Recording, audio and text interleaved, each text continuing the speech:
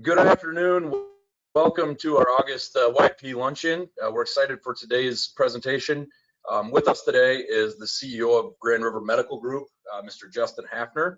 I'll go through his bio here in a minute. Justine, I'd ask you to put up our sponsor list real quick so we can run through that. We'd like to welcome any first-time YP Luncheon attendees. As you would assume, we prefer to have these in person, but we're doing our best to keep things rolling with the virtual meetings. So our ultimate partners, Medical Associates, Clinic and Health Plans, Midwest One, Q Casino, and TH Media. And then we also have our silver YP sponsors, as you can see listed there. Two new ones that I'd like to just call out. Pepper Sprout is a new silver sponsor, as well as Kitzinger, Harmon, and Conradi Law Firm. Platinum is also new. So thank you to those sponsors. We really appreciate it. It helps us be able to make sure that we're giving you guys a good product and also help with some of the costs associated with running YP. So thank you to those sponsors. I will introduce Justin here real quick. And then I'll let him kind of go off of this. But today's presenter is Justin Hafner, CEO of Grand River Medical Group, and we'll have him tell you a little bit about that. He's been in this position since September of 2019. He joined the Army at 17, and he'll retire next year, 2021, after 20 years serving as a non-commissioned and commissioned officer. Justin enjoys spending time with his wife and 3 children, all of whom have been named after U.S. presidents, and enjoys a lot of hobbies in real estate. We're looking forward to hearing this presentation. The topic is our greatest weakness lies in giving up. Please help me in welcoming Justin Hafner. Justin, thanks for being here, and the floor is yours. Hey, thank you, Scott. Can everyone hear me? Can I get a thumbs up? We got you. All right, awesome. So thank you for joining us today. I'm really grateful that each of you are here, and what I'd like to do today is share a little bit about myself, and then what I would really want that each of you be able to do is take away something from this, whether that's a goal that you didn't think was achievable or a goal that you didn't think was reachable. Hopefully you'll take away some motivation from my brief presentation today that will make you a better you. So a little bit about myself. You're probably wondering who I am. Some young-looking kid with confidence in life, talking to you about life, talking to you about your life. So I'm 36 years old. I'm the CEO of Grand River Medical Group. I've been in the United States Army going on 19 plus years. I'll be retiring next year, like Scott had briefly mentioned. I have 3 beautiful kids. My wife Andrea, she's a nurse at both Mercy, and then she instructs nursing at NICC. And we've named all of our kids after U.S. presidents. So I know it sounds cheesy, but every good family needs a good naming convention. So our oldest is Benjamin, named after Benjamin Harrison. Our middle child is our daughter. Her name is McKinley. And then our youngest, his name's Lincoln. We call him Baby Linky, though. So that's a little bit about us on the personal side. Growing up for me, nothing was given to me easy, but quitting really was never an option. I grew up poor in Chicago. My mom and I were on food stamps and other welfare-based programs. My mom worked tirelessly from 6 a.m. to 6 p.m. and beyond. I was a latchkey kid. So I'd get dropped off at the before school program and then picked up late in the day. Oftentimes it was dark from the after school latchkey program. My dad was a loser. He was a cocaine dealer, and he was imprisoned when I was young. But at the end of the day, he left when I was about 3, and haven't heard a peep since. Growing up in Chicago, I hung out with all the wrong kids and made equally bad choices. My mom did everything she could to keep me busy and to keep my mind engaged. she knew that by being busy, she would potentially keep me out of trouble. So that meant bouncing around from football to soccer to ice hockey and back and forth. And really, her goal was again to keep me out of trouble by making sure there wasn't time. And if there was a little bit of time, I was generally too exhausted to make anything of it. So my mom moved us out of Chicago when I was a teenager, and we moved to Arizona. Her goal was giving me a fresh start. And some of the trouble that I started running into in Chicago, just just hanging around with other bad influences, but shopkeepers chasing me out of the store with super soaker hidden under my shirt. One of the first things I did when we moved to Arizona was I burned a house down that was under construction. And by this time, I had a good, positive male role model that had entered my life and really did a number with kind of instilling the fear of God in me and ensuring that I knew there were going to be consequences, some of them physical if I acted up, or if I ever raised a hand to my mom.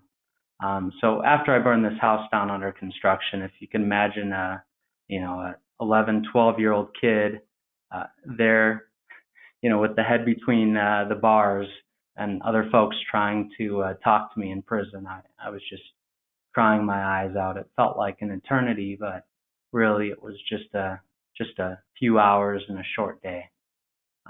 So the other thing I'd touch on is, it's tough being a single mom, working late, trying to make sure your kids have a hot plate, and it's equally as tough being a stepdad, stepmother for that matter as well. Coming in and trying to raise someone else's kids is tough. And for those of you that have a step parent involved in your life, or involved in your life when you were a child, you know that one of the first things you would say to them when they did something you didn't like was oftentimes, "You're not my dad," or "You're not my mom," and that's hurtful. So it definitely takes a big person to step in and try to raise someone else's kids. Um, so moving right along to high school, financially, my mom and stepdad started to stabilize. But despite this, they never gave me anything. My first car was a green 1989 Ford Taurus. All of my friends called it the Taurus because this thing would always break down. In fact, there was a date I was on, and it broke down in the middle of the date, and I crashed into a sign because I'd lost power steering and was trying to get off the road, not realizing I couldn't turn without power steering. But that car was earned through hard work and knocking on doors, seeing who needed their lawns mowed, or who needed to get weeds pulled in their yard. My parents could have easily purchased it for me, but they wanted to instill the importance of how you treat something you earn versus how you treat something that's given to you. And this hard work ethic and drive continues with me to this day. So with that, my mom signed a waiver when I was 17, and I left home to join the Army. So there's a motto that has gotten me through life: work while they sleep, learn while they party, save while they spend, and live like they dream. We live in this generation where everybody wants things instantaneously. It's called instant gratification. And we see it every day with social media, that dopamine rush you get when you see how many likes your post has, or who comments what, or how many shares you get. It's really been kind of ingrained in our culture that we are now this instant gratification society, and the best things in life don't come to us in an instant. They come to us, it's a long haul, it's a struggle, it's hard work, it's failure, it's multiple iterations of planning. Things take time. So with that, probably the most important component for me is failure. I've failed lots of times in life. And, if there's one thing you take away from failure, it's each failure should actually make us a little bit stronger. It shouldn't make us weaker, because with each failure, as long as we are not a complete freaking idiot, we'll have learned some kind of lesson from that failure. And with that lesson, we'll be much less likely to fail the next go around. So this leads me to what I'd really like to talk about today with you. And that's our greatest weakness lies in giving up. It's really a mixture of thoughts, feelings, anecdotes, and stories that have really gotten me through life over the last 20 years. And I want to pass these along to each of you, and hopefully you'll take some inspiration from them and use them as drive or motivation to help you achieve your goals. So some of them may be offensive. Don't take it personally. I try to be an equal opportunity offender. So here we go. Number 1, don't quit. If somebody tells you you are dumb, if somebody tells you you are fat, if somebody tells you you can't do something, don't go home and bellyache about it. Use that negativity as motivation to overcome. Tell yourself, yes, you can, and prove your doubters wrong. Hard work will always trump talent when talent doesn't work hard. Set yourself a SMART goal and stop whining. I'm going to ask a rhetorical question in here, since normally in an audience I would try to engage you. But does everyone in here know what a SMART goal is? A SMART goal is something that's quantifiable. So, and I'll take an easy one. Let's say somebody says, Justin, wow, you're really packing on the pounds. That would probably hurt me. And, after I get over my initial belly aching, I would say, you know what, I'm going to set myself a SMART goal. And a SMART goal isn't, oh, I'm going to lose weight. A SMART goal is something that's quantifiable, something that's measurable. So instead of saying my goal is I'm going to lose weight, my goal is going to be I'm going to lose X number of pounds by this date, or I'm going to lose 1.5 pounds per week. That's a SMART goal.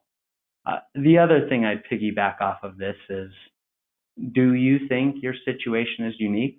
Because it probably isn't. There are many others out there that have had the same struggle you have had. So you're not alone, you're not unique, you're not special, and just like the others that have come before you,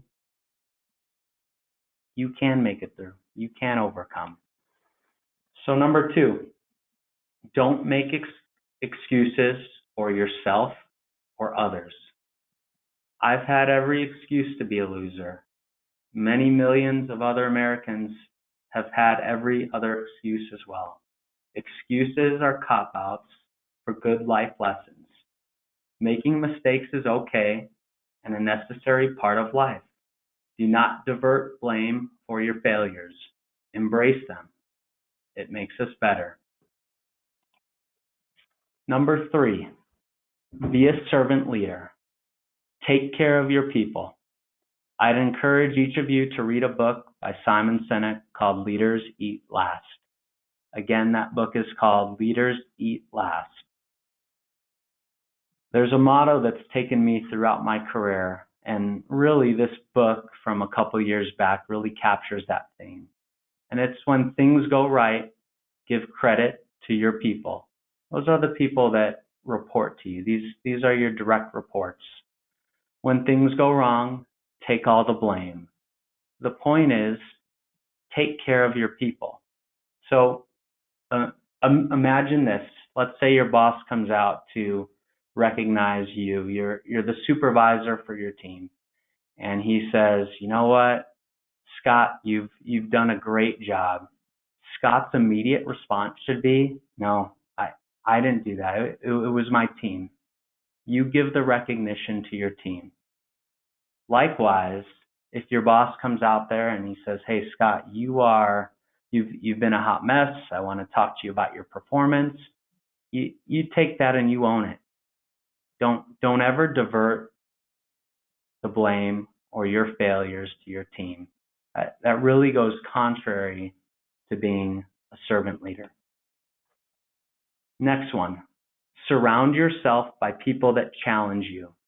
Do not, I repeat, do not live in an echo chamber. People that challenge your thoughts and ideas will help make your decisions more well-rounded. Diversity in thoughts and backgrounds is a good thing. I will tell you one of the phenomena that scare me, and I will not make this political. So again, with being an equal opportunity offender, I see a trend in social media where people will unfriend those that don't agree with their political beliefs. And that's nuts. That's nuts, because what you're doing is you're driving your own echo chamber effect. And you know, whether you're on the left of American politics or the right of American politics, in everything we do in life, generally the truth is somewhere in the middle. So if you are scared of ideas that run contrary to what you think or what you feel or what you believe, you will struggle in business, and you will struggle moving up that career ladder. All right, the next one, be in the moment. Since we're not in person, I can't tell whether everyone's in the moment. Most of you probably have your videos shuttered. Some of you may be responding to a text message that's come through on your phone. And if you're doing that, you are not in the moment. Put your damn cell phones away and be in the moment. Listen, hear, engage. I want to see the whites of your eyes.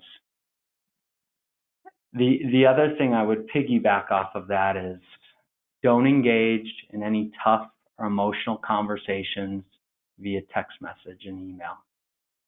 Get off your butt and go meet somebody in person. Nothing can replicate an in-person conversation. And the last thing you want to do is engage in a tough conversation via phone, via email, via text. You can't read somebody's body language. And with that, being in the moment, part of being in the moment is not multitasking. I know this goes against everything that we hear in life, but multitasking is a complete crock of crap. We do a better job focusing on one task at a time. We do that task really well. We focus on it. If we get to a roadblock in the midst of that task, we don't get hung up on that roadblock. Maybe we send the email and say, hey, can you send me the contract? And while you wait for that contract to come through, you move on to the next task. But focus on one task at a time. Be in the moment and be in the moment with that task. All right, next one. Don't ever count somebody out or underestimate your competition. Sometimes having every disadvantage in life can be your greatest advantage. Sometimes the kids with every advantage, that ends up being their disadvantage. One of the short stories I'll share with you here is I had a boss. She's the CEO for a big system out on the West Coast. And one day she came to me and said, Justin, I just don't understand. Where did I go wrong with my son? He had every advantage. He went to the best schools. Everything he asked for, he got. And I said to her, I said, that's the issue. He's never had any adversity in his life. He's never had to struggle. He's never had to fight. So the moment there's a roadblock or there's a struggle or there's something tough, he just lies down and quits. So again, going back to that theme, sometimes adversity, sometimes having disadvantages, sometimes roadblocks, dead ends, those are good things for us. We come back even stronger. All right, next one. This this is a little bit of a fun fact.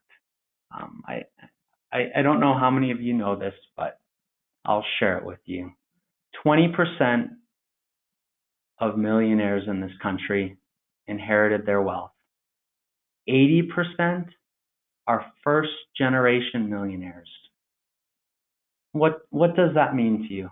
What does that tell you about wealth in the United States? I'll tell you what it tells me.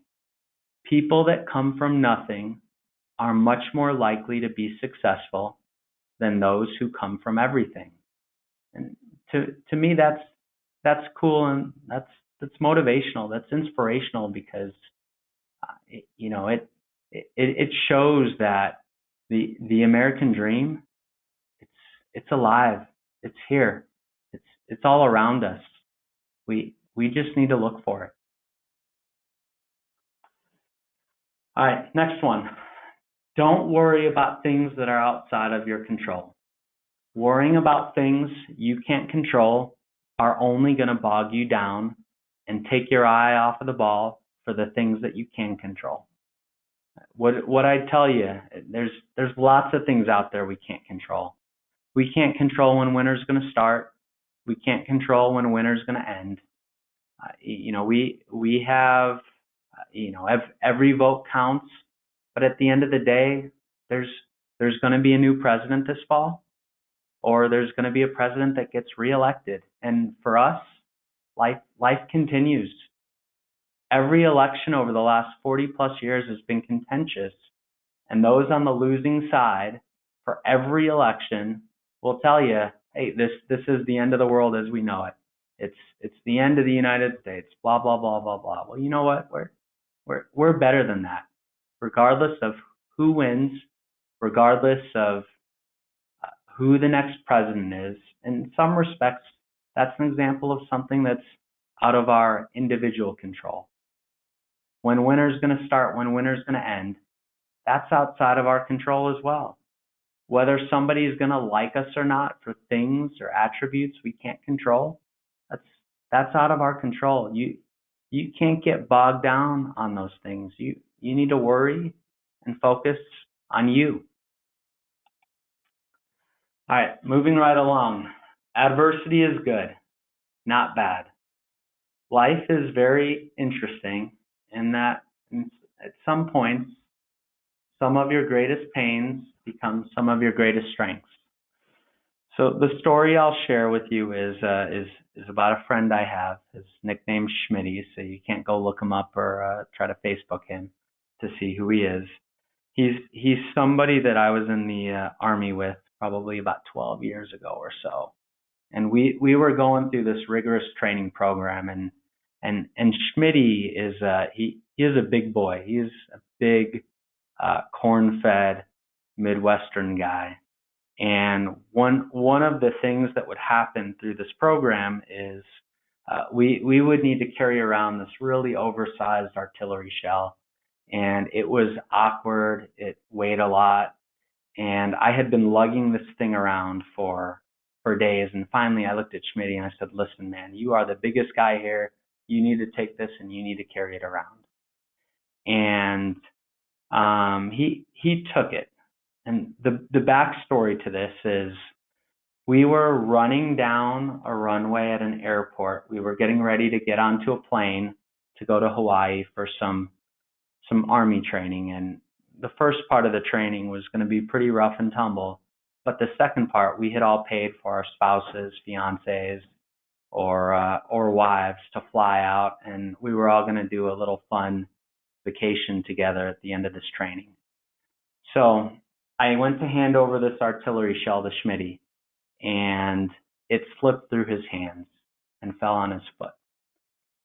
And immediately his tan Army boot went to a dark brown, rich red color.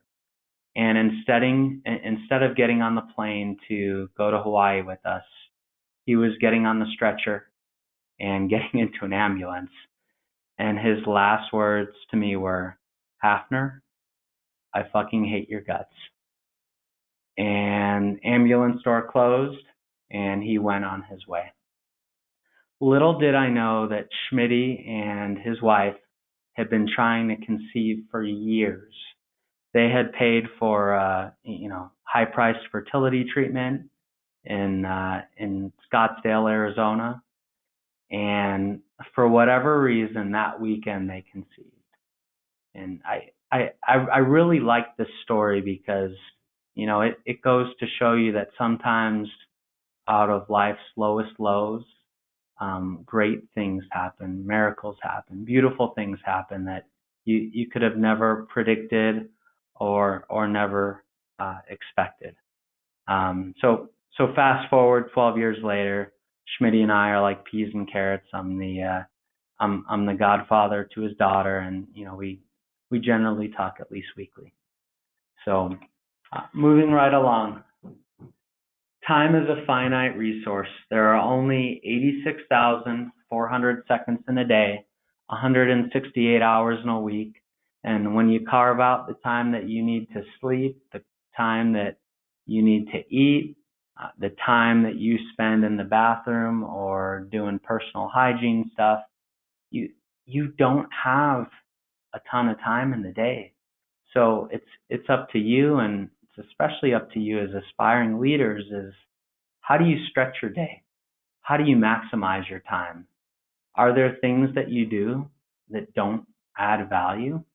Are you using time to its full potential?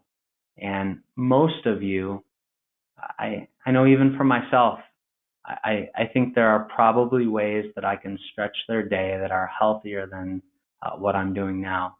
Generally, my day stretching comes from waking up extra early or staying up late to get things done. But try to use those awake hours to maximize your time.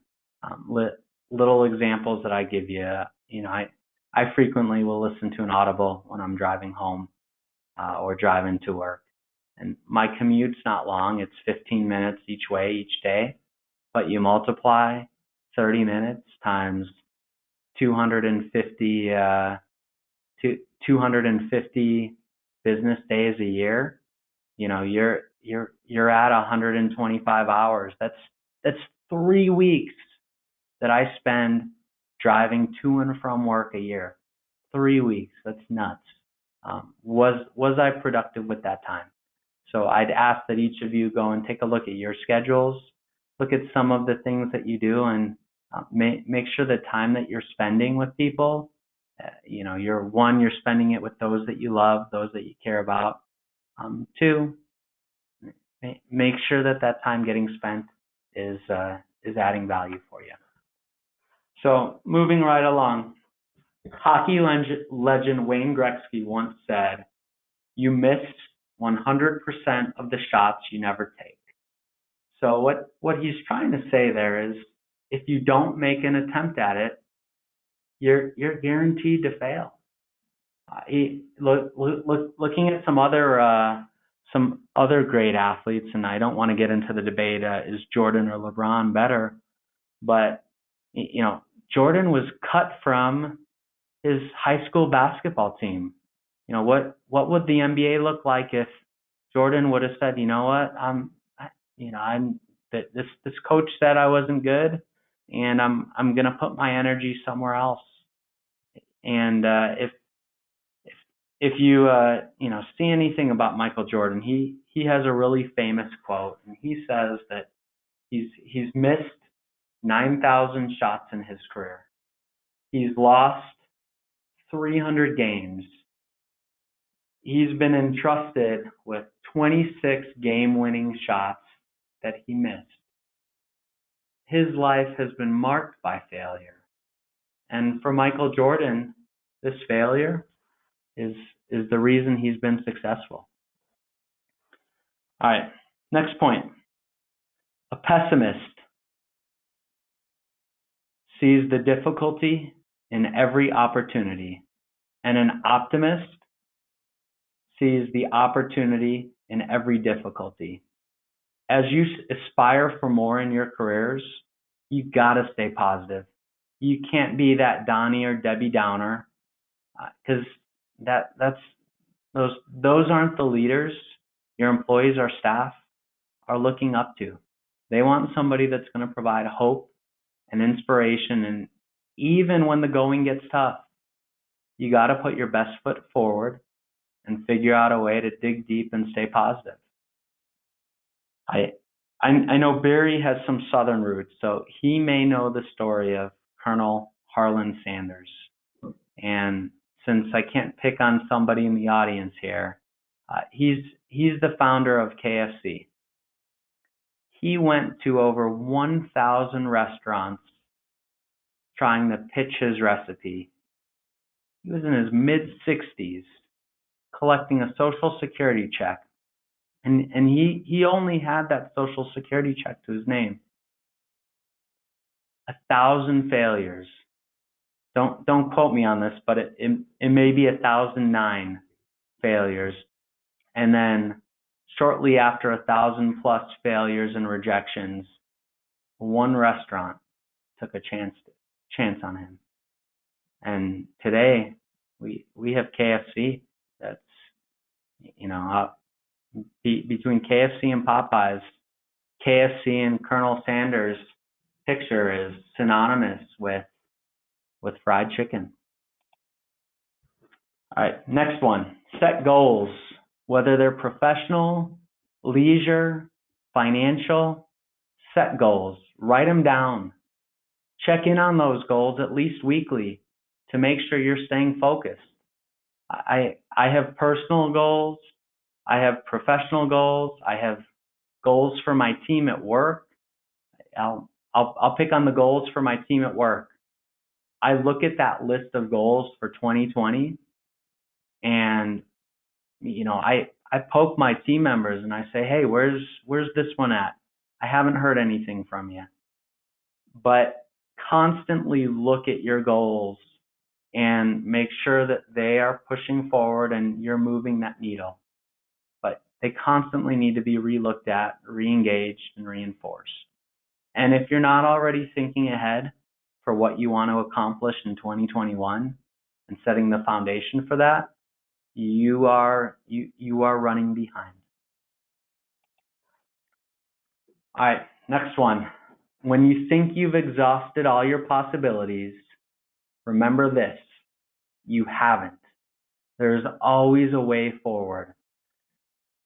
I'll use another example of a famous entrepreneur. Thomas Edison created the light bulb.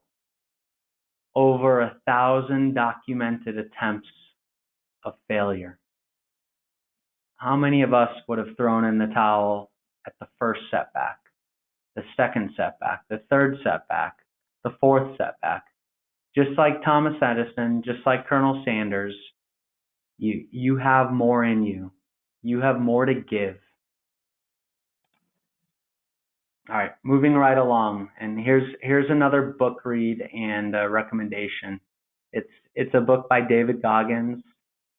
It's called Can't Hurt Me, and what's cool about him is he ended up becoming, so he had a number of notable firsts.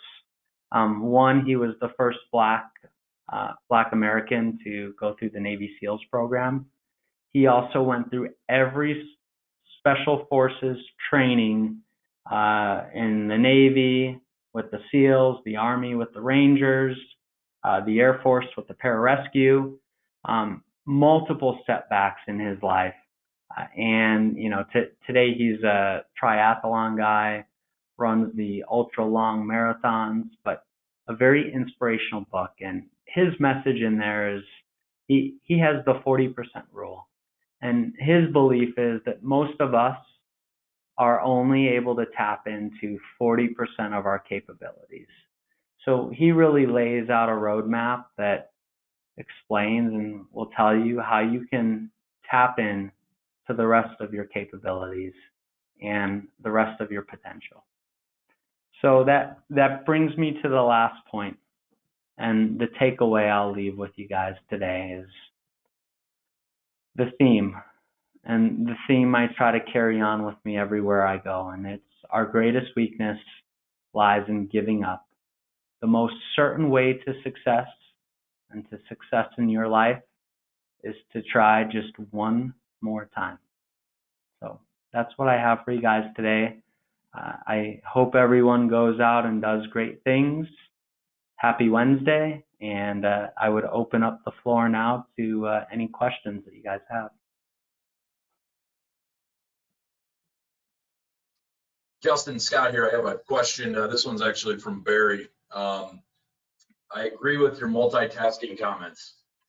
Prioritizing is probably the key, but how do you have the office conversation with a multitasker? So here's what I do for the multitasker. I will usually do an exercise and I will make it a competition. I'll pick on two of my team members. One team member will get one highlighter and they'll be asked to write the same sentence 3 times using the same color. The next team member will be given the same task with the same sentence that they need to write 3 times. The only difference is they're going to have 5 highlighters, and I'm going to ask that they mix and match colors in every sentence. And what you'll see by the end of that exercise is that one person that was highly focused on the task, they're going to finish first every time. Whereas the other person, they're going to be jumbling around with markers, trying to get caps back on. And since there's a competitive nature to it, markers are going to drop, they're going to roll away. But that's the real life office example I try to give with the difference between multitasking and really focusing on one task at a time. So make it real, make it an example that you can articulate and show your team. Real world hands-on examples always help make points resonate. All right. Justin, we have another question from Kevin Myers. I really admire and align with a lot of your ideals about being motivated and needing to work hard and not just have things handed to you. How do you motivate your friends, coworkers to buy into this and walk that same path with you? So good question, and I will try to answer it as best as I can. First and foremost, on the family side, picking a good mate is one of the most important things you can do in life. So you need to pick a life partner that is going to share your values and be a rock for you. So that's step number 1. It's having a good foundation at home. Step number 2, in the office, I like to empower people. I've had a few different bosses that there's one boss that I had, and he had a mentality where he would always feed me with what he called a long-handled spoon. So he would just give me enough information to get by, but never enough to understand the entire picture. So not understanding the entire picture usually acts as a demotivating factor. So the approach I'll take with my team is, 1, I explain the entire picture. I want them to understand where we were at, or where we are at, and where I'd like us to go. So explaining that big picture is actually a motivating factor in principle. Item number 2, and this is the most motivating thing any leader can do, it's empowering people. Give them the parameters, give them a deadline, give them some overarching principles, but empower them. If you hired them, there are things that you saw in them. There's no need to micromanage them. So if you empower people, that is probably the most motivating thing you can do in the workplace. Everyone has potential to do great things. The issue that often happens is we have leaders that micromanage good people that really prevent them from seeking out their full potential. So hopefully that answered the question for you. Okay. Next question. For someone who is still trying to figure out who they are and what they want to do, What is something they can do or resources to figure that out? So good question. Give me a brief moment to kind of think on that. So what I would tell you is a few things. One, I would say dabble in lots of things lightly until you figure out what your interest is or what your passion is. Two, I would also say volunteer. Get out there. There's lots of opportunities where you can volunteer in the community, and what volunteering is going to do is it's going to open you up to other things that are out there. And if you don't know what motivates you yet, or if you don't completely understand what makes you tick, volunteering may show you. So that would be my best advice. All right, next question. What advice do you have for helping yourself overcome personal disappointment when not reaching a goal or achieving what you hope, maybe short term and long term? So I would say the answer to that is multifold.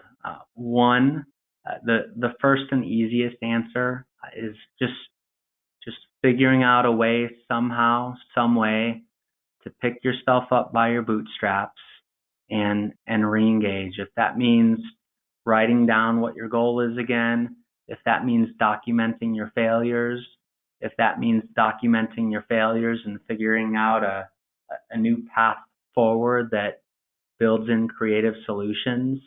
I do think there is a value in writing things down, writing your thoughts down, and then coming back and looking at them as you get more life lessons in life. So that would be step number one. Step number two, and this has really helped me. When you set multiple goals for yourself, if one day or maybe there's a couple weeks one of those goals doesn't go completely your way, you can put that goal on pause and refocus some of your energy or some of your priority onto another goal where things are steadily progressing. And if you get to a dead end with that goal, you hit the send button on an email, or you make a call to Dubuque County and they tell you nothing can happen for 3 weeks. You're on hold with that goal for 3 weeks, but you shift over your energy into one of your other important goals. So having multiple goals, I do think is important, but focusing your energy kind of on one at a time is also very important. But what that will allow you to do is, again, you don't have all your eggs in one basket. And if something doesn't go your way on one item, part of the regrouping process for me is focusing on another goal or another initiative. But keeping multiple things going on at once, highly focused and highly prioritized, is something that's helpful. And I know that does sound like a little bit of a conflict of interest with multitasking, but it's not. You can still have multiple goals going on at once and be truly focused in the moment with one at a time. So thank you for the question. All right. Next question. With all the craziness going on nowadays, how does one motivate themselves if they struggle with mental health? How can we support our coworkers? So a couple things here, and I'm going to give. I'm hopeful that this comment will piss off everyone on the line. So I'm going to give an anecdote on both President Obama and President Trump, because they really have a good anecdote on each that is important to share. So the first one I'll give is it was a recent interview that Trump had given, and I don't know if it was SB Nation or ESPN. It was one of the sporting outfits, and the news guy said, "Hey, Mr. President, let's be honest. Do you regret sending out any of your tweets?" And his response was, yeah, you betcha. Because 20 or 30 years ago, he said, I could be really pissed off at night and write a letter, and then the next morning I can sleep on it and look at that letter and say, you know what, I don't want to send this out. Whereas this day and age, you send something out and, according to President Trump, a minute later you're getting calls, hey, did you see what you sent out? And then President Obama gave a really good interview on stress management and not getting caught up in the day-to-day news cycle. And with President Obama's interview, he talked about the fact that we live in this 24-hour news cycle, and it's really easy to get down on ourselves and think that the world's crumbling around us. And for him, what he does is he kind of keeps focused on that North Star approach. So he doesn't get caught in the day-to-day ups and downs of life or what the most popular meme is on social media. He stays focused on those long-term goals and that long-term vision. So my message for you guys would kind of echo both President Obama and President Trump's advice. And that is, don't get caught up in some of the day-to-day minutia that's out there. It can be draining looking at social media or watching the news. I would cap yourself to 10 or 15 minutes of news a day. And this doesn't matter whether you're on the left or whether you're on the right. It's draining for everyone, because if you were to watch the first 5 or 10 minutes of news every day, you would think the world's coming to an end, and it's not. So limit yourself to both news and social media. 2, surround yourself with friends and family. With many of the indoor resources being a little more limited now, figure out ways to do things that are still engaging, that are still fun, that will get your good endorphins going. Some of the things we've started doing recently, we've done a lot of walks on the Heritage Trail. We've kayaked up and down the Mississippi. Every weekend we do a trip somewhere. This past weekend we went to Black Hawk Lake in Wisconsin. The weekend before that it was Governor Dodge Lake, also in Wisconsin. But plan little mini trips that you can look forward to, that you can, space out, have on a weekend. I think that's the best way to keep, your mental health spirits up this day and age, because it is tough. And, even my wife and I, Andrea, we struggled moving here late summer last year, and moving right into the fall and the winter. It's tough to come into a new city and have relationships or create relationships. And then winter came around, and then things started warming up, and COVID hit, and people really didn't want to hang out. I get it. It's tough, but figure out creative ways, get outside, and really engage in the great outdoors. I think that's the best way to lift up your spirits. So thank you. Good question. All right, I think we have time for about 2 more. 2020 has been filled with negative energy, whether that be from the news, from coworkers, family, friends.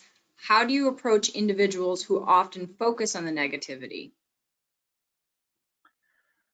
So I will tell you, if these are direct reports at work, you have to coach them up or you have to coach them out. There will be some people that are just negative balls of energy in life, that for whatever reason they have a storm cloud that follows them everywhere they go, and you know who these people are. We all have them. Literally, storm clouds follow them everywhere they go, and it's almost like they bring the drama or they bring the sob stories. If they are in your personal lives, you cut them out. If they are in your professional lives, if they're in your professional lives and you need to work with them on a daily basis and they report to you, you have to coach them up, or you have to coach them out. If this is a boss or a supervisor, I would tell you to look elsewhere for work. I would never want to work with somebody or report to somebody that's kind of their own negative ball of energy or storm cloud. So tough, but if you want to stay positive, you have to have positive people in your lives. Thank you. All right, last question I have. What is one of your goals for 2021? So goals for 2021, I'll share with you a couple, because we have personal, we have professional, and we have leisure goals. So goal number one is fourth baby Hafner. So very personal goal.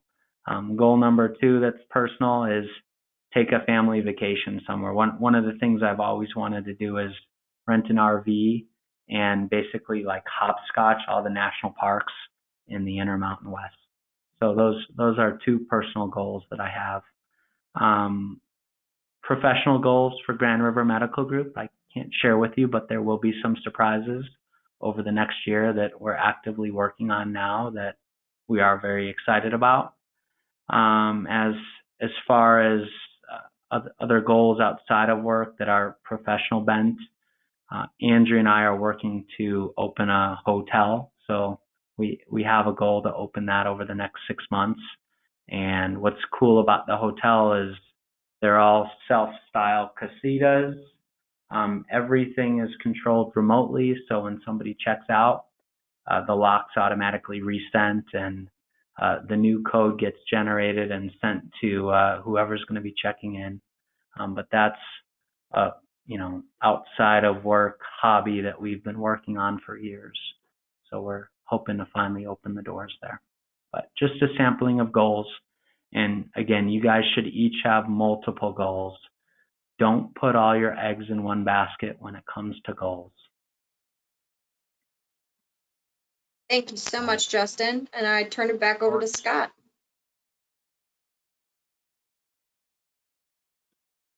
All right. Hey, thanks a lot, Justin. We really appreciate you speaking with us today, answering a bunch of questions. I always like to ask if you'd be willing, if you had questions that we didn't get answered, if we could email those over to you, and we can send that out. So we'll get that lined up in case anybody did have questions. One other thing, thanks for your service in the Army. I'm sure you're looking forward in some phases to the retirement piece, but we appreciate your service.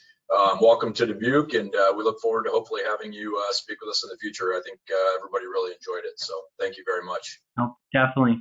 Feel free to share my contact information, my email, and I will respond to any questions that come through.